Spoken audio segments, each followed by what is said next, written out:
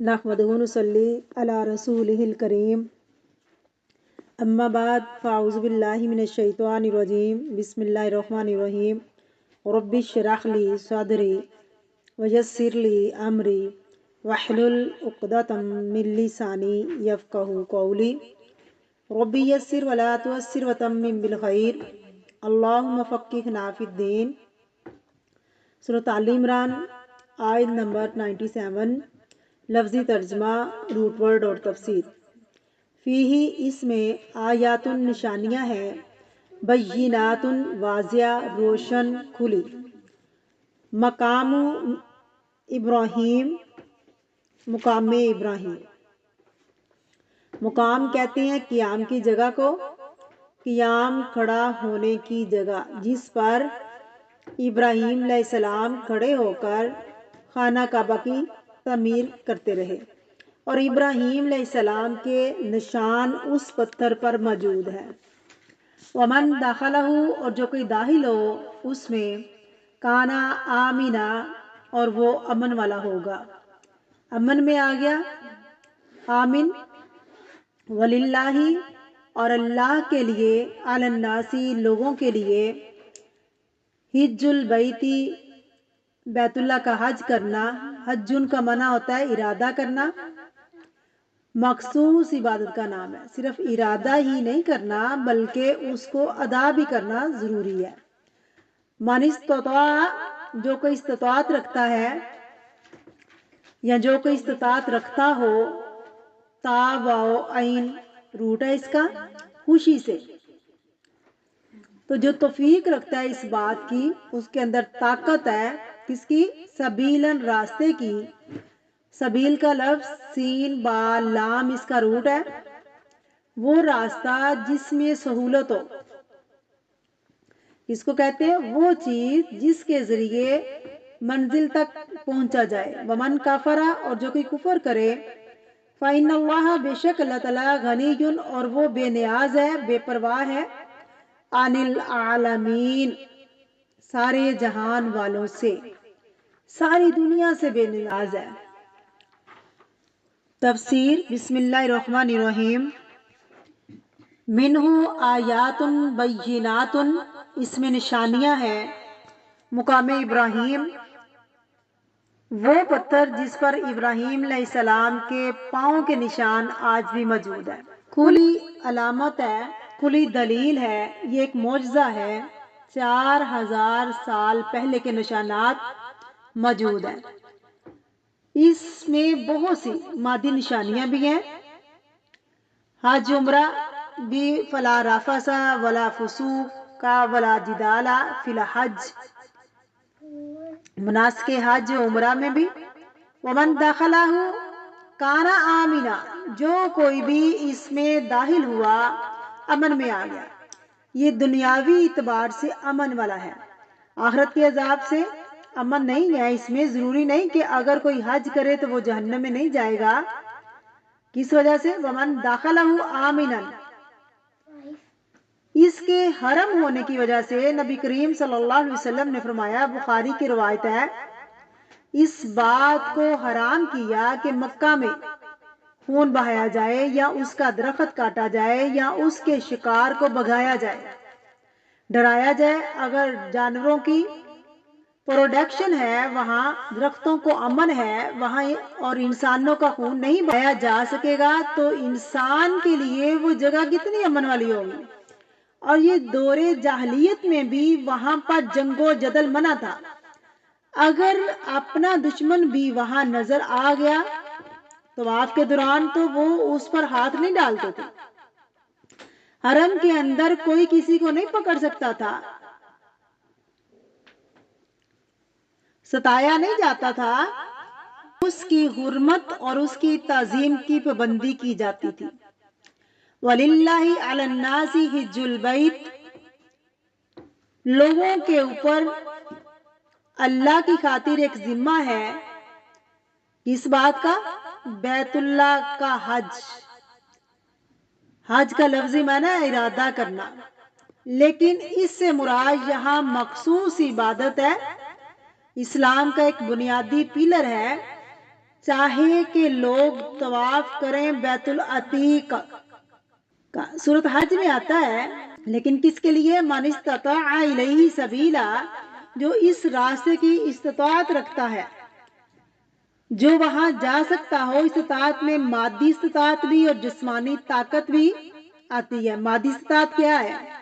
کہ انسان کے پاس جانے کے ذرائع موجود ہو، جسمانی صحت اچھی ہو، انسان مناسک اچھے طریقے سے ادا کر سکتا ہو، یعنی استطاعت مال اور بدن۔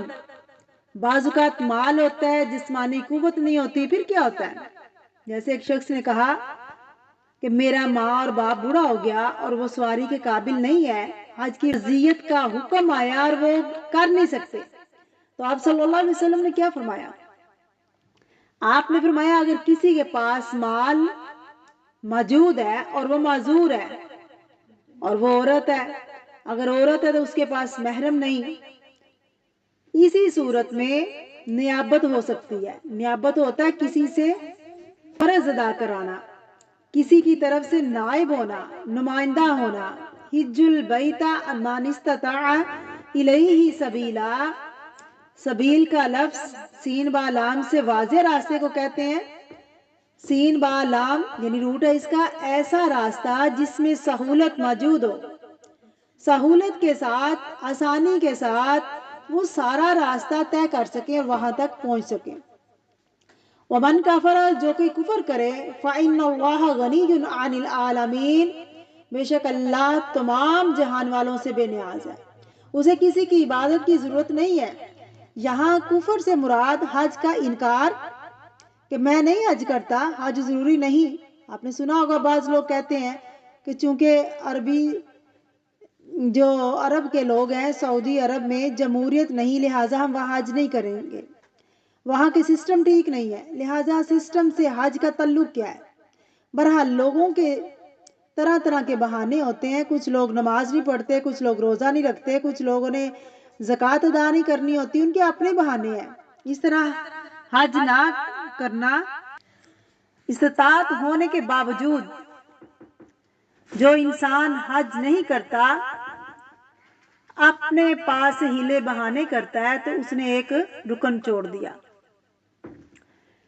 تو وہ سے بن کر چیزیں اپنے میں رکھی ہوئی ہیں، اپنے آپ کو تسلی دینے کے لیے۔ بات یہ ہے کہ جس پر حج فرض ہو، پھر وہ استطاعت رکھتا ہو، جان بوجھ کر اگر وہ حج نہ کرے تو وہ کیا ہے؟ کفر ہے۔ اب اس میں علماء کا اختلاف ہے کہ کون سا کفر ہوگا۔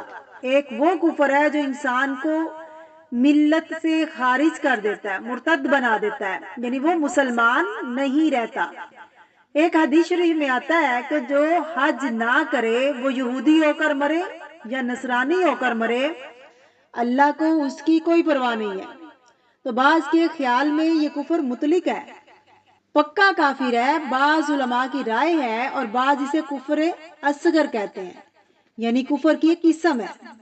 وہ مسلمانوں کی جماعت سے تو باہر نہیں جائے گا، بہرحال وہ صحیح مسلمان بھی نہیں کہلائے گا، اس کا اسلام مشکوک ہو جائے گا، کیونکہ حج کے لیے آپ کو اپنی محبوب چیزیں چھوڑنی پڑتی ہیں، گھر چھوڑنا پڑتا ہے، گھر کا آرام، اپنی جاب اور وطن اور کئی چیزیں ایسی جو آپ کو بڑی محبوب ہوتی ہیں، بہت پیاری ہوتی ہیں، وہ چھوڑنی پڑتی ہیں، کیونکہ لن تنالوا البر سے بات ہوئی تو اندرونی جو طور پر اس کا بھی کنیکشن یہاں بنتا ہے۔ اگر کوئی نہیں حج کو جاتا، فإن اللہ غنی عن العالمین، اللہ کو کوئی پرواہ نہیں ہے، اللہ بے نیاز ہے۔ اللہ نے انسانوں اور جنوں کو کس لیے پیدا کیا؟ وَمَا خَلَقْتُ الْجِنَّ وَالْإِنسَ إِلَّا لِيَعْبُدُونَ، کہ میں نے جنوں انس کو اپنی عبادت کے لیے پیدا کیا۔ جیسے آپ پر نماز فرض ہے، جنوں پر بھی فرض ہے، جیسے آپ پر روزہ فرض ہے، جنوں پر بھی فرض ہے، جیسے آپ پر حج فرض ہے، ان پر بھی فرض ہے۔ تو اس لیے عالمین کا لفظ کبھی تو کل عالم کے لیے آتا ہے جس میں تمام مخلوق آتی ہے، اور کبھی عالمین جن و انس کے لیے آتا ہے۔ تو اللہ تعالیٰ کو کسی کی عبادت نہیں چاہیے۔ عالمین میں جن و انس کا ترجمہ کیوں کر رہی ہوں؟ کیونکہ ان کے علاوہ باقی مخلوق پر حج فرض نہیں ہے، درخت پر حج نہیں ہے، جانوروں پر حج نہیں ہے، جن پر حج، جن پر عبادت ہے نا، اس آیت کی روح سے میں بات کر رہی ہوں کہ جن پر عبادت فرض ہے ان پہ حج فرض ہے، تو جن پہ عبادت فرض نہیں ہے ان پہ حج فرض نہیں ہے۔ تو بنی اسرائیل میں آتا ہے نا، ان احسنتم احسنتم لانفسکم، اگر تم نے اچھا کیا تو اپنے لیے کیا، یعنی اگر تم نیکی کرو گے تو وہ کس کے لیے فائدہ ہے؟ اپنے نفس کے لیے فائدہ ہے، اپنی جان کے لیے فائدہ ہے، یعنی تم جنت میں داخل کیے جاؤ گے، جہنم سے بچا لیے جاؤ گے نیکیوں کی وجہ سے۔ تو حدیث شریف میں اللہ فرماتے ہیں، اے میرے بندو، اگر تمہارے اگلے پچھلے انس و جن سب سے زیادہ متقی ہو جائیں، سب سے زیادہ پرہیزگار ہو جائیں، تو اللہ کی حکومت میں کچھ اضافہ نہیں ہوگا۔ اگر تم میں سے سب لوگ سب سے زیادہ بدکار انسان کی طرح ہو جائیں تو بھی میری حکومت میں کسی چیز میں بھی کمی نہیں ہوگی۔ تو پتہ چلا اگر نیکی کرنی، احسنتم لانفسکم، اگر نیکی کرنی ہے تو اپنے لیے فائدہ ہے، اگر گناہ کریں گے تو اپنے لیے نقصان ہے، اللہ کا کچھ نہیں جائے گا۔ اللہ تعالی ہمیں نیکی کرنے کی توفیق عطا فرمائے اور گناہوں سے بچنے کی توفیق عطا فرمائے۔